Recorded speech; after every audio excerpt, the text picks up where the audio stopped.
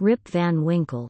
Prose by Washington Irving. A posthumous writing of Diedrich Knickerbocker by Woden, god of Saxons, from whence comes Wensday, that is Wodensday. Truth is a thing that ever I will keep unto thylke day in which I creep into my sepulchre. CARTWRIGHT. The following tale was found among the papers of the late Diedrich Knickerbocker, an old gentleman of New York, who was very curious in the Dutch history of the province and the manners of the descendants from its primitive settlers. His historical researches, however, did not lie so much among books as among men, for the former are lamentably scanty on his favorite topics, whereas he found the old burghers, and still more, their wives, rich in that legendary lore, so invaluable to true history. Whenever, therefore, he happened upon a genuine Dutch family, snugly shut up in its low-roofed farmhouse, under a spreading sycamore, he looked upon it as a little clasped volume of black letter, and studied it with the zeal of a bookworm.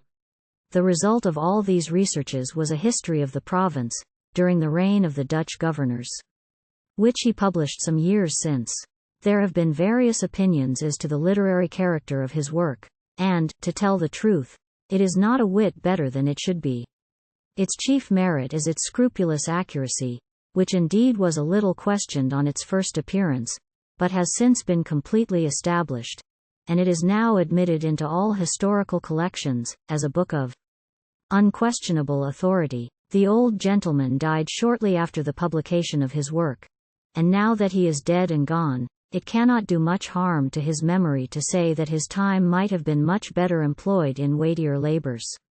He, however, was apt to ride his hobby his own way, and though it did now and then kick up the dust a little in the eyes of his neighbors, and grieve the spirit of some friends, for whom he felt the truest deference and affection, yet his errors and follies are remembered more in sorrow than in anger. And it begins to be suspected that he never intended to injure or offend. But however his memory may be appreciated by critics, it is still held dear among many folks, whose good opinion is well worth having, particularly by certain biscuit bakers, who have gone so far as to imprint his likeness on their New Year cakes, and have thus given him a chance for immortality, almost equal to the being stamped on a Waterloo medal, or a Queen Anne's farthing. Whoever has made a voyage up the Hudson must remember the Catskill Mountains. They are a dismembered branch of the great Appalachian family, and are seen away to the west of the river, swelling up to a noble height, and lording it over the surrounding country. Every change of season, every change of weather, indeed, every hour of the day produces some change in the magical hues and shapes of these mountains, and they are regarded by all the good wives, far and near, as perfect barometers. When the weather is fair and settled, they are clothed in blue and purple, and print their bold outlines on the clear evening sky. But sometimes, when the rest of the landscape is cloudless, they will gather a hood of gray vapors about their summits, which, in the last rays of the setting sun, will glow and light up like a crown of glory. At the foot of these fairy mountains, the voyager may have descried the light smoke curling up from a village, whose shingle roofs gleam among the trees, just where the blue tints of the upland melt away into the fresh green of the nearer landscape.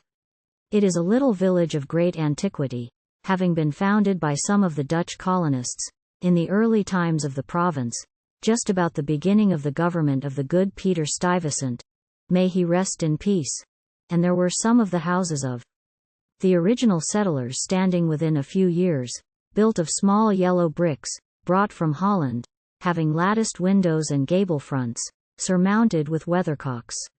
In that same village, and in one of these very houses, which, to tell the precise truth, was sadly time-worn and weather-beaten, there lived, many years since, while the country was yet a province of Great Britain, a simple, good-natured fellow, of the name of Rip Van Winkle. He was a descendant of the Van Winkles who figured so gallantly in the chivalrous days of Peter Stuyvesant, and accompanied him to the siege of Fort Christina. He inherited, however, but little of the martial character of his ancestors. I have observed that he was a simple, good-natured man. He was, moreover, a kind neighbor, and an obedient henpecked husband. Indeed, to the latter circumstance might be owing that meekness of spirit which gained him such universal popularity, for those men are apt to be obsequious and conciliating abroad, who are under the discipline of shrews at home. Their tempers, doubtless, are rendered pliant and malleable in the fiery furnace of domestic tribulation, and a curtain lecture is worth all the sermons in the world for teaching the virtues of patience and long-suffering. A termagant wife may, therefore, in some respects, be considered a tolerable blessing, and if so, Rip Van Winkle was thrice blessed. Certain it is, that he was a great favorite among all the good wives of the village, who, as usual with the amiable sex, took his part in all family squabbles, and never failed, whenever they talked those matters over in their evening gossipings, to lay all the blame on Dame Van Winkle. The children of the village, too, would shout with joy whenever he approached. He assisted at their sports, made their playthings, taught them to fly kites and shoot marbles, and told them long stories of ghosts, witches, and Indians. Whenever he went dodging about the village, he was surrounded by a troop of them hanging on his skirts, clambering on his back, and playing 1,000 tricks on him with impunity, and not a dog would bark at him throughout the neighborhood. The great error in Ripple's composition was an insuperable aversion to all kinds of profitable labor. It could not be for want of assiduity or perseverance, for he would sit on a wet rock, with a rod as long and heavy as a Tartar's lance, and fish all day without a murmur, even though he should not be encouraged by a single nibble. He would carry a fowling piece on his shoulder, for hours together, trudging through woods and swamps, and up hill and down dale, to shoot a few squirrels or wild pigeons. He would never refuse to assist a neighbor even in the roughest toil, and was a foremost man in all country frolics for husking Indian corn, or building stone fences. The women of the village, too, used to employ him to run their errands, and to do such little odd jobs as their less obliging husbands would not do for them. In a word, Rip was ready to attend to anybody's business but his own. But as to doing family duty, and keeping his farm in order, he found it impossible. In fact, he declared it was of no use to work on his farm. It was the most pestilent little piece of ground in the whole country. Everything about it went wrong, in spite of him. His fences were continually falling to pieces. His cow would either go astray, or get among the cabbages. Weeds were sure to grow quicker in his fields than anywhere else. The rain always made a point of setting in just as he had some outdoor work to do, so that though his patrimonial estate had dwindled away under his management, acre by acre, until there was little more left than a mere patch of Indian corn and potatoes, yet it was the worst conditioned farm in the neighborhood. His children, too, were as ragged and wild as if they belonged to nobody. His son Rip, an urchin begotten in his own likeness, promised to inherit the habits, with the old clothes, of his father. He was generally seen trooping like a colt at his mother's heels, equipped in a pair of his father's cast-off galligaskins, which he had much ado to hold up with one hand, as a fine lady does her train in bad weather. Rip Van Winkle, however, was one of those happy mortals, of foolish, well-oiled dispositions, who take the world easy, eat white bread or brown, whichever can be got with least thought or trouble, and would rather starve on a penny than work for a pound. If left to himself, he would have whistled life away, in perfect contentment. But his wife kept continually dinning in his ears about his idleness, his carelessness, and the ruin he was bringing on his family. Morning, noon, and night, her tongue was incessantly going, and everything he said or did was sure to produce a torrent of household eloquence. Rip had but one way of replying to all lectures of the kind, and that, by frequent use, had grown into a habit. He shrugged his shoulders, shook his head, cast up his eyes, but said nothing. This, however, always provoked a fresh volley from his wife, so that he was fain to draw off his forces, and take to the outside of the house, the only side which, in truth, belongs to a henpecked husband. Ripple's sole domestic adherent was his dog Wolf, who was as much henpecked as his master, for Dame Van Winkle regarded them as companions in idleness, and even looked upon Wolf with an evil eye, as the cause of his mastrel's going so often astray. True it is, in all points of spirit, befitting an honorable dog, he was as courageous an animal as ever scoured the woods. But what courage can withstand the evil doing and all besetting terrors of a woman's tongue? The moment Wolf entered the house, his crest fell, his tail drooped to the ground, or curled between his legs. He sneaked about with a gallows air, casting many a sidelong glance at Dame Van Winkle, and at the least flourish of a broomstick or ladle, he would fly to the door with yelping precipitation. Times grew worse and worse with Rip Van Winkle as years of matrimony rolled on. A tart temper never mellows with age, and a sharp tongue is the only edged tool that grows keener with constant use. For a long while he used to console himself, when driven from home, by frequenting a kind of perpetual club of the sages, philosophers, and other idle personages of the village, which held its sessions on a bench before a small inn, designated by a rubicund portrait of His Majesty George III.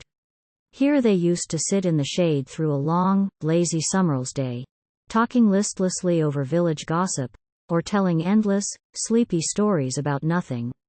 But it would have been worth any statesman's money to have heard the profound discussions which sometimes took place, when by chance an old newspaper fell into their hands from some passing traveller. How solemnly they would listen to the contents, as drawled out by Derrick Van Bummel, the schoolmaster, a dapper learned little man, who was not to be daunted by the most gigantic word in the dictionary, and how sagely they would deliberate upon public events some months after they had taken place. The opinions of this junto were completely controlled by Nicholas Vedder, a patriarch of the village, and landlord of the inn, at the door of which he took his seat from morning till night, just moving sufficiently to avoid the sun, and keep in the shade of a large tree, so that the neighbors could tell the hour by his movements as accurately as by a sundial. It is true, he was rarely heard to speak, but smoked his pipe incessantly. His adherents, however, for every great man has his adherents, perfectly understood him, and knew how to gather his opinions. When anything that was read or related displeased him, he was observed to smoke his pipe vehemently, and to send forth frequent and angry puffs. But when pleased, he would inhale the smoke slowly and tranquilly, and emit it in light and placid clouds, and sometimes, taking the pipe from his mouth, and letting the fragrant vapor curl about his nose, would gravely nod his head in token of perfect approbation. From even this stronghold the unlucky Rip was at length routed by his termagant wife, who would suddenly break in upon the tranquillity of the assemblage, and call the members all to naught. Nor was that august personage, Nicholas Vedder himself, sacred from the daring tongue of this terrible virago, who charged him outright with encouraging her husband in habits of idleness. Poor Rip was at last reduced almost to despair, and his only alternative, to escape from the labor of the farm and the clamor of his wife, was to take gun in hand, and stroll away into the woods. Here he would sometimes seat himself at the foot of a tree, and share the contents of his wallet with Wolf, with whom he sympathized as a fellow sufferer in persecution. "Oh, poor Wolf! Oh," he would say, "a thee mistress leads thee a doggle's life of it. But never mind, my lad, whilst I live thou shalt never want a friend to stand by thee." Oh, Wolf would wag his tail, look wistfully in his master's face, and if dogs can feel pity, I verily believe he reciprocated the sentiment with all his heart. In a long ramble of the kind, on a fine autumnal day, Rip had unconsciously scrambled to one of the highest parts of the Catskill Mountains. He was after his favorite sport of squirrel shooting, and the still solitudes had echoed and re-echoed with the reports of his gun. Panting and fatigued, he threw himself, late in the afternoon, on a green knoll, covered with mountain herbage, that crowned the brow of a precipice. From an opening between the trees, he could overlook all the lower country for many a mile of rich woodland. He saw at a distance the lordly Hudson, far, far below him, moving on its silent but majestic course. With the reflection of a purple cloud, or the sail of a lagging bark, here and there sleeping on its glassy bosom and at last losing itself in the blue highlands. On the other side he looked down into a deep mountain glen, wild, lonely, and shagged, the bottom filled with fragments from the impending cliffs, and scarcely lighted by the reflected rays of the setting sun. For some time Rip lay musing on this scene. Evening was gradually advancing. The mountains began to throw their long blue shadows over the valleys. He saw that it would be dark long before he could reach the village, and he heaved a heavy sigh when he thought of encountering the terrors of Dame Van Winkle. As he was about to descend, he heard a voice from a distance hallooing, "Rip Van Winkle! Rip Van Winkle!" Oh, he looked around, but could see nothing but a crow winging its solitary flight across the mountain. He thought his fancy must have deceived him, and turned again to descend, when he heard the same cry ring through the still evening air, "Rip Van Winkle! Rip Van Winkle!" Oh, at the same time Wolf bristled up his back, and giving a low growl, skulked to his mastrel's side, looking fearfully down into the glen. Rip now felt a vague apprehension stealing over him. He looked anxiously in the same direction, and perceived a strange figure slowly toiling up the rocks, and bending under the weight of something he carried on his back. He was surprised to see any human being in this lonely and unfrequented place, but supposing it to be some one of the neighborhood in need of his assistance, he hastened down to yield it. On nearer approach, he was still more surprised at the singularity of the stranger's appearance. He was a short, square-built old fellow, with thick bushy hair, and a grizzled beard. His dress was of the antique Dutch fashion, a cloth jerkin strapped round the waist, several pairs of breeches, the outer one of ample volume, decorated with rows of buttons down the sides, and bunches at the knees. He bore on his shoulders a stout keg, that seemed full of liquor, and made signs for Rip to approach and assist him with the load. Though rather shy and distrustful of this new acquaintance, Rip complied with his usual alacrity, and mutually relieving each other, they clambered up a narrow gully, apparently the dry bed of a mountain torrent. As they ascended, Rip every now and then heard long rolling peals, like distant thunder, that seemed to issue out of a deep ravine, or rather cleft between lofty rocks, toward which their rugged path conducted. He paused for an instant, but supposing it to be the muttering of one of those transient thundershowers which often take place in the mountain heights, he proceeded. Passing through the ravine, they came to a hollow, like a small amphitheater, surrounded by perpendicular precipices, over the brinks of which impending trees shot their branches, so that you only caught glimpses of the azure sky, and the bright evening cloud. During the whole time Rip and his companion had labored on in silence, for though the former marveled greatly what could be the object of carrying a keg of liquor up this wild mountain, yet there was something strange and incomprehensible about the unknown, that inspired awe, and checked familiarity. On entering the amphitheater, new objects of wonder presented themselves. On a level spot in the center was a company of odd-looking personages playing at ninepins. They were dressed in quaint outlandish fashion. Some wore short doublets, others jerkins, with long knives in their belts, and most of them had enormous breeches, of similar style with that of the Guidels. Their visages, too, were peculiar. One had a large head, broad face, and small piggish eyes. The face of another seemed to consist entirely of nose, and was surmounted by a white sugar loaf hat, set off with a little red cockle's tail. They all had beards, of various shapes and colors. There was one who seemed to be the commander. He was a stout old gentleman, with a weather-beaten countenance. He wore a laced doublet, broad belt and hanger, high-crowned hat and feather, red stockings, and high-heeled shoes, with roses in them. The whole group reminded Rip of the figures in an old Flemish painting, in the parlor of Dominie van Schaik, the village parson, and which had been brought over from Holland at the time of the settlement. What seemed particularly odd to Rip was, that though these folks were evidently amusing themselves, yet they maintained the gravest faces, the most mysterious silence, and were, withal, the most melancholy party of pleasure he had ever witnessed. Nothing interrupted the stillness of the scene but the noise of the balls, which, whenever they were rolled, echoed along the mountains like rumbling peals of thunder.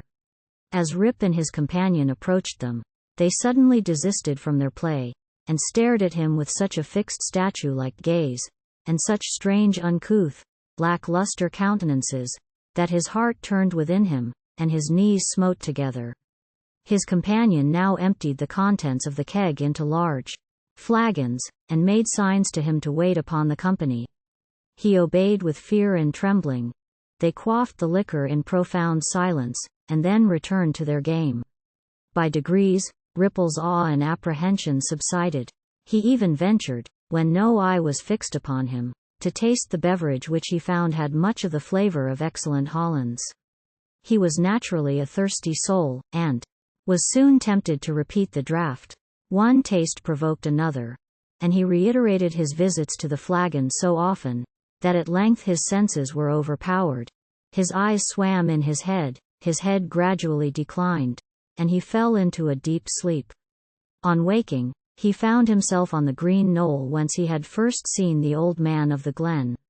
He rubbed his eyes. It was a bright sunny morning. The birds were hopping and twittering among the bushes, and the eagle was wheeling aloft, and breasting the pure mountain breeze.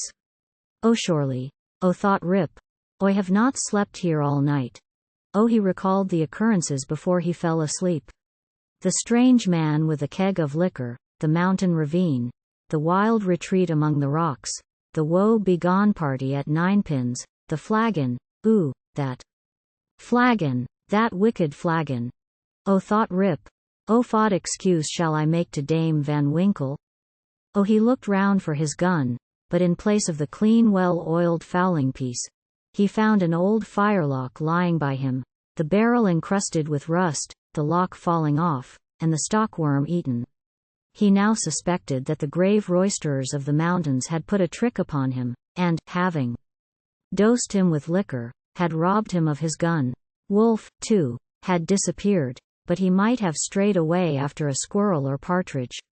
He whistled after him and shouted his name, but all in vain. The echoes repeated his whistle and shout, but no dog was to be seen.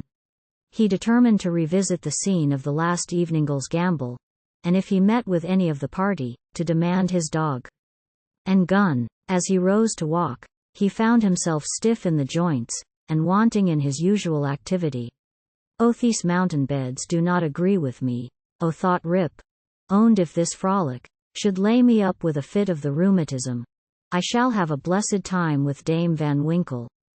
Oh, with some difficulty he got down into the glen. He found the gully up which he and his companion had ascended the preceding evening. But to his astonishment a mountain stream was now foaming down it, leaping from rock to rock, and filling the glen with babbling murmurs.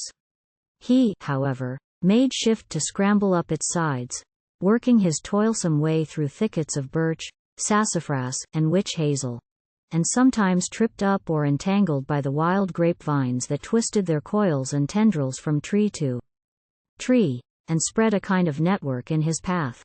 At length he reached to where the ravine had opened through the cliffs to the amphitheater, but no traces of such opening remained.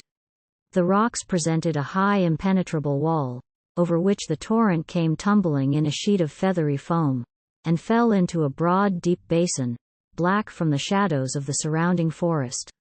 Here, then, poor Rip was brought to a stand. He again called and whistled after his dog. He was only answered by the cawing of a flock of idle crows, sporting high in the air about a dry tree that overhung a sunny precipice, and who, secure in their elevation, seemed to look down and scoff at the poor Manel's perplexities. What was to be done? The morning was passing away, and Rip felt famished for want of his breakfast. He grieved to give up his dog and gun. He dreaded to meet his wife, but it would not do to starve among the mountains. He shook his head, shouldered the rusty firelock, and, with a heart full of trouble and anxiety, turned his steps homeward. As he approached the village, he met a number of people, but none whom he knew, which somewhat surprised him, for he had thought himself acquainted with every one in the country round. Their dress, too, was of a different fashion from that to which he was accustomed. They all stared at him with equal marks of surprise, and whenever they cast eyes upon him, invariably stroked their chins. The constant recurrence of this gesture induced Rip, involuntarily, to do the same, when, to his astonishment, he found his beard had grown a foot long. He had now entered the skirts of the village. A troop of strange children ran at his heels, hooting after him, and pointing at his grey beard. The dogs, too, not one of which he recognized for an old acquaintance, barked at him as he passed. The very village was altered. It was larger and more populous. There were rows of houses which he had never seen before, and those which had been his familiar haunts had disappeared. Strange names were over the doors, strange faces at the windows, everything was strange. His mind now misgave him. He began to doubt whether both he and the world around him were not bewitched. Surely this was his native village, which he had left but a day before. There stood the Catskill Mountains, there ran the silver Hudson at a distance, there was every hill and dale precisely as it had always been. Rip was sorely perplexed. "Ah, that flagon last night. Oh," thought he, "oh, has addled my poor head sadly." Oh, it was with some difficulty that he found the way to his own house, which he approached with silent awe, expecting every moment to hear the shrill voice of Dame Van Winkle. He found the house gone to decay, the roof had fallen in, the windows shattered, and the doors off the hinges. A half-starved dog, that looked like Wolf, was skulking about it. Rip called him by name, but the cur snarled, showed his teeth, and passed on. This was an unkind cut indeed. "Oh, me very dog. Oh," sighed poor Rip. "Oh, has forgotten me." Oh, he entered the house, which, to tell the truth, Dame Van Winkle had always kept in neat order. It was empty, forlorn, and apparently abandoned. This desolateness overcame all his connubial fears. He called loudly for his wife and children. The lonely chambers rang for a moment with his voice, and then all again was silence. He now hurried forth, and hastened to his old resort, the village inn, but it too was gone. A large rickety wooden building stood in its place, with great gaping windows, some of them broken, and mended with old hats and petticoats, and over the door was painted, "Auth Union Hotel, by Jonathan Doolittle." Oh, instead of the great tree that used to shelter the quiet little Dutch inn of yore, there now was reared a tall naked pole, with something on the top that looked like a red nightcap, and from it was fluttering a flag, on which was a singular assemblage of stars and stripes. All this was strange and incomprehensible. He recognized on the sign, however, the ruby face of King George, under which he had smoked so many a peaceful pipe, but even this was singularly metamorphosed. The red coat was changed for one of blue and buff, a sword was held in the hand instead of a scepter, the head was decorated with a cocked hat, and underneath was painted in large characters, "O General Washington." Oh, there was, as usual, a crowd of folk about the door, but none that Rip recollected. The very character of the people seemed changed. There was a busy, bustling, disputatious tone about it, instead of the accustomed phlegm and drowsy tranquillity. He looked in vain for the sage Nicholas Vedder, with his broad face, double chin, and fair long pipe, uttering clouds of tobacco smoke, instead of idle speeches, or Van Bummel, the schoolmaster, doling forth the contents of an ancient newspaper. In place of these, a lean, bilious-looking fellow, with his pockets full of handbills, was haranguing vehemently about rights of citizens' elections, members of Congress, liberty, Bunker's Hill, heroes of '76 and other words, which were a perfect Babylonish jargon to the bewildered Van Winkle. The appearance of Rip, with his long, grizzled beard, his rusty fowling-piece, his uncouth dress, and the army of women and children at his heels, soon attracted the attention of the tavern politicians. They crowded round him, eyeing him from head to foot, with great curiosity. The orator bustled up to him, and, drawing him partly aside, inquired, which side he voted. Rip stared in vacant stupidity. Another short but busy little fellow pulled him by the arm, and rising on tiptoe, inquired in his ear, whether he was Federal or Democrat.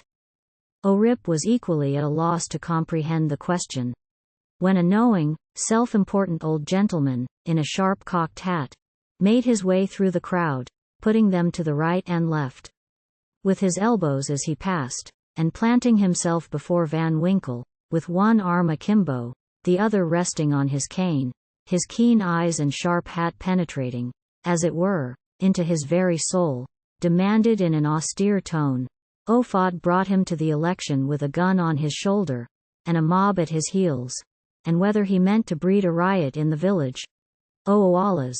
Gentlemen, cried Rip, somewhat dismayed, I am a poor, quiet man, a native of the place, and a loyal subject of the king, God bless him.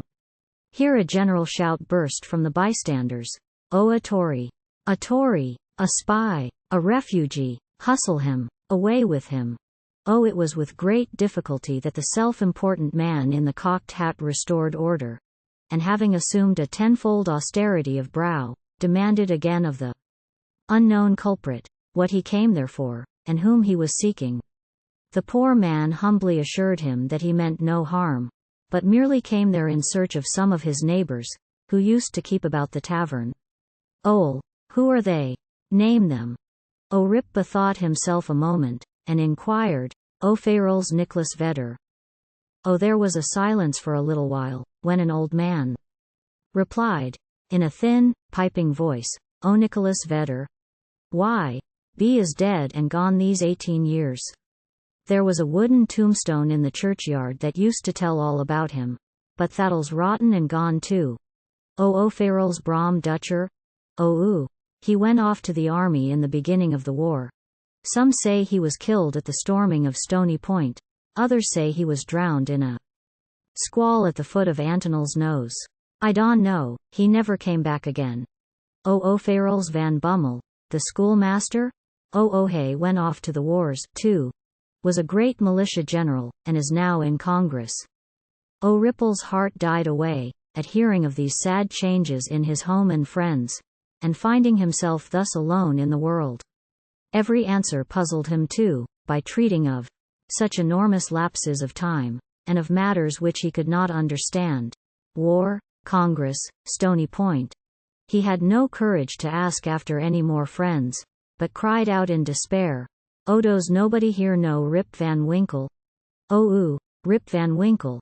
Exclaimed 2 or 3. To be sure. That'll's Rip Van Winkle yonder, leaning against the tree. Rip looked, and beheld a precise counterpart of himself as he went up the mountain, apparently as lazy, and certainly as ragged. The poor fellow was now completely confounded. He doubted his own identity, and whether he was himself or another man. In the midst of his bewilderment, the man in the cocked hat demanded who he was, and what was his name. God knows. Exclaimed he at his whittle's end. Ilm not myself, ilm somebody else. That'll's me yonder, no, that'll's somebody else, got into my shoes, I was myself last night, but I fell asleep on the mountain, and they've changed my gun, and everything's changed, and ilm changed, and I can't tell what'll's my name, or who I am.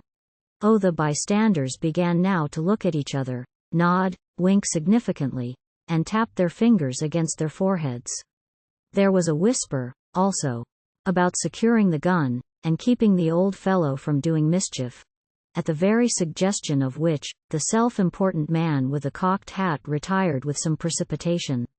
At this critical moment a fresh, comely woman pressed through the throng to get a peep at the grey-bearded man. She had a chubby child in her arms, which, frightened at his looks, began to cry. Rip, cried she. You little fool. The old man wan hurt you. The name of the child, the air of the mother, the tone of her voice, all awakened a train of recollections in his mind. Fod is your name, my good woman? Asked he. Judith Cardinier. Owned your father's name. Poor man, Rip Van Winkle was his name, but it'll's 20 years since he went away from home with his gun, and never has been heard of since. His dog came home without him. But whether he shot himself, or was carried away by the Indians, nobody can tell. I was then but a little girl. Rip had but one more question to ask. But he put it with a faltering voice. Farrell's your mother? Oh, she too had died but a short time since. She broke a blood vessel in a fit of passion at a New England peddler. There was a drop of comfort, at least, in this intelligence. The honest man could contain himself no longer. He caught his daughter and her child in his arms. I am your father. Oh, cried he. Oh, young Rip Van Winkle once. Old Rip Van Winkle now. Does nobody know poor Rip Van Winkle? Oh, all stood amazed, until an old woman, tottering out from among the crowd, put her hand to her brow, and peering under it in his face for a moment exclaimed, Oh, sure enough. It is Rip Van Winkle, it is himself. Welcome home again, old neighbor. Why, where have you been these 20 long years? Ripple's story was soon told, for the whole 20 years had been to him but as one night. The neighbors stared when they heard it. Some were seen to wink at each other, and put their tongues in their cheeks, and the self-important man in the cocked hat, who, when the alarm was over, had returned to the field, screwed down the corners of his mouth, and shook his head, upon which there was a general shaking of the head throughout the assemblage. It was determined, however, to take the opinion of old Peter Vanderdonk, who was seen slowly advancing up the road. He was a descendant of the historian of that name, who wrote one of the earliest accounts of the province. Peter was the most ancient inhabitant of the village, and well versed in all the wonderful events and traditions of the neighborhood. He recollected Rip at once, and corroborated his story in the most satisfactory manner. He assured the company that it was a fact, handed down from his ancestor, the historian, that the Catskill Mountains had always been haunted by strange beings.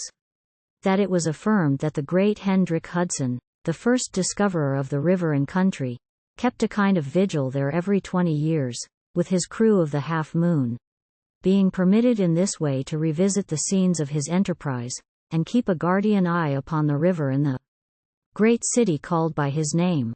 That his father had once seen them in their old Dutch dresses playing at ninepins in the hollow of the mountain, and that he himself had heard, one summer afternoon, the sound of their balls, like distant peals of thunder.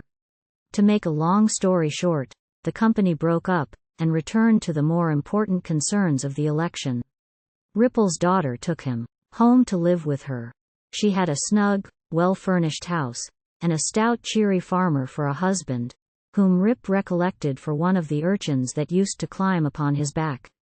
As to Ripple's son and heir, who was the ditto of himself, seen leaning against the tree, he was employed to work on the farm, but evinced an hereditary disposition to attend to anything else but his business. Rip now resumed his old walks and habits. He soon found many of his former cronies, though all rather the worse for the wear and tear of time, and preferred making friends among the rising generation, with whom he soon grew into great favor. Having nothing to do at home, and being arrived at that happy age when a man can be idle with impunity, he took his place once more on the bench, at the inn door, and was reverenced as one of the patriarchs of the village, and a chronicle of the old times before the war. It was some time before he could get into the regular track of gossip, or could be made to comprehend the strange events that had taken place during his torpor. How that there had been a revolutionary war, that the country had thrown off the yoke of old England, and that, instead of being a subject to His Majesty George III, he was now a free citizen of the United States. Rip, in fact, was no politician. The changes of states and empires made but little impression on him. But there was one species of despotism under which he had long groaned, and that was petticoat government. Happily, that was at an end. He had got his neck out of the yoke of matrimony, and could go in and out whenever he pleased, without dreading the tyranny of Dame Van Winkle. Whenever her name was mentioned, however, he shook his head, shrugged his shoulders, and cast up his eyes, which might pass either for an expression of resignation to his fate, or joy at his deliverance. He used to tell his story to every stranger that arrived at Mr. Doolittle's hotel. He was observed, at first, to vary on some points every time he told it, which was, doubtless, owing to his having so recently awaked. It at last settled down precisely to the tale I have related, and not a man, woman, or child in the neighborhood, but knew it by heart. Some always pretended to doubt the reality of it, and insisted that Rip had been out of his head, and that this was one point on which he always remained flighty. The old Dutch inhabitants, however, almost universally gave it full credit. Even to this day, they never hear a thunderstorm of a summer afternoon about the Catskill, but they say Hendrik Hudson and his crew are at their game of ninepins, and it is a common wish of all henpecked husbands in the neighborhood, when life hangs heavy on their hands, that they might have a quieting draught out of Rip van Winkle's flagon. Note: the foregoing tale, one would suspect, had been suggested to Mr. Knickerbocker by a little German superstition about the Emperor Frederick der Rothbart and the Kipphauser mountain. The subjoined note, however, which had appended to the tale, shows that it is an absolute fact, narrated with his usual fidelity. Auth's story of Rip van Winkle may seem incredible to many, but nevertheless I give it my full belief, for I know the vicinity of our old Dutch settlements to have been very subject to marvelous events and appearances. Indeed, I have heard many stranger stories than this, in the villages along the Hudson, all of which were too well authenticated to admit of a doubt. I have even talked with Rip van Winkle myself, who, when last I saw him, was a very venerable old man, and so perfectly rational and consistent on every other point, that I think no conscientious person could refuse to take this into the bargain. Nay, I have seen a certificate on the subject taken before a country justice, and signed with cross, in the justicel's own handwriting. The story, therefore, is beyond the possibility of doubt. DKO postscript. The following are traveling notes from a memorandum book of Mr. Knickerbocker. The Cotsberg or Catskill Mountains have always been a region full of fable. The Indians considered them the abode of spirits, who influenced the weather, spreading sunshine or clouds over the landscape, and sending good or bad hunting seasons. They were ruled by an old squaw spirit, said to be their mother. She dwelt on the highest peak of the Catskills, and had charge of the doors of day and night to open and shut them at the proper hour. She hung up the new moons in the skies, and cut up the old ones into stars. In times of drought, if properly propitiated, she would spin light summer clouds out of cobwebs in morning dew, and send them off from the crest of the mountain, flake after flake, like flakes of carded cotton, to float in the air, until, dissolved by the heat of the sun, they would fall in gentle showers, causing the grass to spring, the fruits to ripen, and the corn to grow an inch an hour. If displeased, however, she would brew up clouds black as ink, sitting in the midst of them like a bottle-bellied spider in the midst of its web, and when these clouds broke, woe betide the valleys. In old times, say the Indian traditions, there was a kind of Manitou or spirit, who kept about the wildest recesses of the Catskill Mountains, and took a mischievous pleasure in wreaking all kind of evils and vexations upon the red men. Sometimes he would assume the form of a bear, a panther, or a deer, lead the bewildered hunter a weary chase through tangled forests and among ragged rocks, and then spring off with a loud ho! Ho! Leaving him aghast on the brink of a beetling precipice or raging torrent. The favorite abode of this Manitou is still shown. It is a rock or cliff on the loneliest part of the mountains, and, from the flowering vines which clamber about it, and the wild flowers which abound in its neighborhood, is known by the name of the Garden Rock. Near the foot of it is a small lake, the haunt of the solitary bittern, with water snakes basking in the sun on the leaves of the pond lilies which lie on the surface. This place was held in great awe by the Indians, insomuch that the boldest hunter would not pursue his game within its precincts. Once upon a time, however, a hunter who had lost his way penetrated to the Garden Rock, where he beheld a number of gourds placed in the crotches of trees. One of these he seized and made off with it, but in the hurry of his retreat he let it fall among the rocks, when a great stream gushed forth, which washed him away and swept him down precipices, where he was dished to pieces, and the stream made its way to the Hudson, and continues to flow to the present day, being the identical stream known by the name of the Catterskill.